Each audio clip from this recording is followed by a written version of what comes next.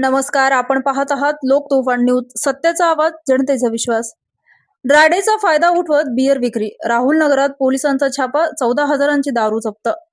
स्वातंत्र्य दिनाच्या ड्रायडेच्या दिवशी छुप्या पद्धतीने बियर विक्री करणाऱ्यावर जालना स्थानिक गुन्हे शाखेने धडक कारवाई केली. राहुल नगर परिसरातील एका घरावर छापा टाकून तब्बल 14,080 रुपयाच्या विविध कंपन्यांच्या बियरच्या बाटल्या जप्त करण्यात आल्या.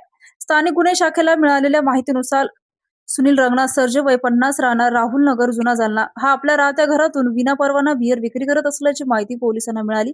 त्यानंतर पोलीस निरीक्षक पंकज जाधव यांच्या मार्गदर्शनाखाली पथकाने घरावर छापा टाकला. या कारवाईत किंगफिशर, टुबर, कॅनॉन आणि हायवर्ड्स कंपनीच्या बियरच्या बाटल्या असे एकूण 14,080 रुपये किमतीचा मुद्देमाल पोलिसांनी जप्त केला. आरोपी विरुद्ध कदीम जालना पोलीस ठाण्यात गुन्हा दाखल करण्यात आला आहे. ही कारवाई पोलीस अधीक्षक तेगवीर सिंह सिंधू, अपर पोलीस अधीक्षक विक्रम साळी आणि उपविभागीय पोलीस अधिकारी अनंत कुलकर्णी यांच्या मार्गदर्शनाखाली स्थानिक गुन्हे शाखेचे पोलीस निरीक्षक पंकज जाधव, सचिन खामगळ, राजेंद्र वाघ तसेच पोलीस अंमलदार भाऊराव गायके, अक्रूर धांडगे, विजय डिक्कर, बाबा गायकवाड, रमेश काळे, योगेश सहाने आणि लक्ष्मी वळगे यांनी केली आहे.